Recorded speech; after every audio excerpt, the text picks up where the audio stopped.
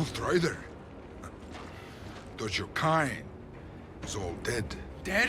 Uncuff me and find out! The anomaly's coming. Let's see how fast you can run! What's up, everybody? Tim Anderson here, aka Renfell. Welcome back to the latest Is It Worth It game video. And I haven't done one of these in a while because we were moving, but now that we're settled into the new place, I've been getting back into regular gaming once again, and it's time for the next review, the next game on the chopping block. And today we're going to be talking about Outriders, which is a game that has been out for a while now, and I remember it got a lot of negative press when it first came out. It got a lot of hate for reasons that I don't entirely understand, because I gotta say, I'm playing this game and I'm having a lot of fun, and I'm definitely putting it in the category of I absolutely do think it's worth it. We're going to be talking about that today, so strap in, buckle up, etc.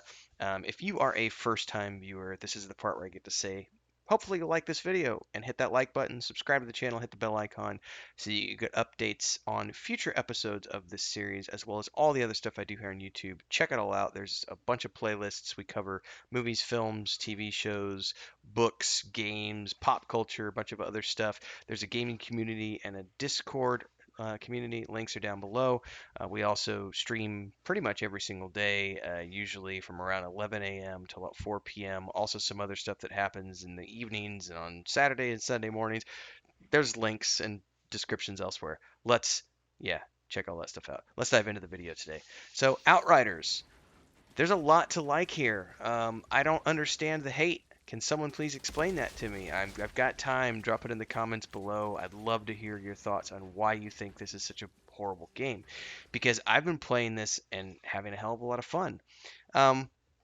Granted, I am not playing the multiplayer version of this right now. I'm just playing it for storyline, and I'm just doing the solo content. But it's been very enjoyable. Um, I'm probably like 10 hours in at this point, so I'm not super deep into it. There's a lot of complexity here. There's a lot of stuff that is similar to other games. You've got a co-op system, which is similar to like 500 different games that are out there. That's not unique. Actually, let's take this back a step. I don't think there's anything about this game that's very unique. I just think it has a really good storyline, and that's what's made it fun for me. The gameplay is much like gameplay in other games. It's a shooter. There's not really much you can do with a shooter. Like, all shooters are kind of the same if you break them all down. You get a gun, you can switch between guns, you shoot shit. You get abilities that make your guns do different things, or you could do special abilities. You get better guns, you can mod your guns, all those different things. Um, uh, can't mod your guns here. That was an example only. But the point being, it's a shooter. You can't do a lot with the mechanics of a shooter because at some point it really just does boil down to you're pointing and aiming and pulling a trigger. Um, but it's the storyline and the voice acting for me that have made this game something fun. I'm a big storyteller. The way I like to look at games is if there's not a storytelling element to it, I often get bored. Action combat doesn't excite me. Being a good shooter doesn't excite me. That's why I couldn't get into Lost Ark, because the storyline was absolute dog shit. This game, on the other hand, has a really good story. I got sucked in from the first moment because we're coming to another planet and we're getting to explore it for the first time, and you're looking for beacons during the prologue, and then shit starts to go south, and then it's like all of a sudden it went from this sort of tame intro where I'm going through and it's kind of science fiction, interesting, new planet exploring, and then all of a sudden we've got these weird electrical storms, and there's a beacon that's we don't know where it came from, and I'm putting on the frequencies, and then people are dying from this weird black mold substance, and then boom, electro storm. I pass out, I get put in cryo, and I wake up, and how many years have passed? And I'm waking up to this war zone, and I'm being dragged off like a prisoner, and there's people getting killed all around me, and then right as the prologue ends, you take a piece of rebar through the chest, and it fades to black, and then you get presented with a class selection, and I went, what the hell did I just play through? Because that intro went from being very tame, and it just, you're playing along, and I was getting sucked into the storyline, and all of a sudden, boom, you just get hit with all this stuff that's going on. So I was extremely sucked into the storyline from the get-go. I really enjoyed it. I think the voice acting is very good. The visuals are decent. You know, I wouldn't call them the best I've ever seen, but it's good visually so far. It plays like every other shooter, so I don't have a lot to complain in that regards. And I've talked about this in other videos that no matter what game you're playing, at some point mechanics are mechanics, and the gameplay can eventually get a little repetitive and boring. And that's kind of the same thing. Even after 10 hours in this game, the gameplay has gotten a little repetitive.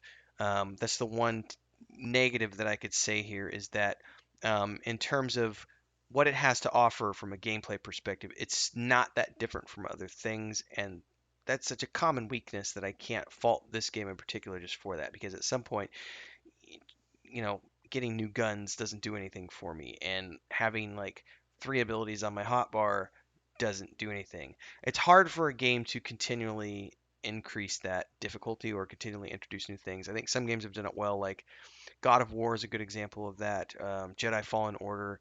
These games have you continually are getting new abilities as you progress throughout the game, and they're core abilities. They're not things that you can slot in or out. They are core to your character. So like, you know, God of War, you're getting an axe, and you start with the axe, and then you have the shield, and you have the fists, and then you eventually get the daggers and the chains.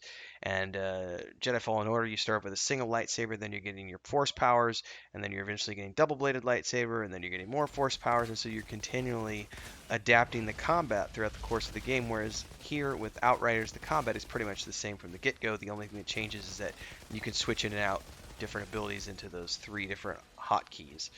Um, that's kind of generic. It is what it is. Apart from that, you get a whole bunch of skills and a skill tree that you can level up. That doesn't excite me. Again, what's fun for me is the main storyline here. Obviously, there are side quests that you can take on. There's a cosmetic element to the gameplay as well. Um, where you can get gear in game and do side quests and stuff and cosmetically change your character. But obviously, I think the most interesting thing about this game for me is the fact that it has a fun story. I've repeated that like 20 times throughout this video, so if you haven't understood it by this point, that's the reason why I think this game is worth it. I think it's worth it from a storytelling perspective.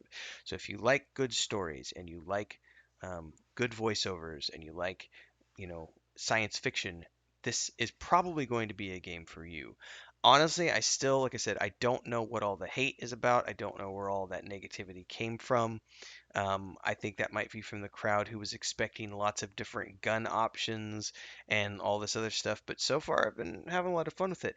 There is the co-op version, the co-op part of the game, which I haven't done. I don't think I will because I'm literally just playing this on solo mode and I'm treating it like a first-person shooter storyline, kind of like a Mass Effect game. And so far, if treating it like that, I'm being entertained. And whenever I play a game to determine whether or not it's worth it, it always boils down to, am I entertained? And I am very much entertained.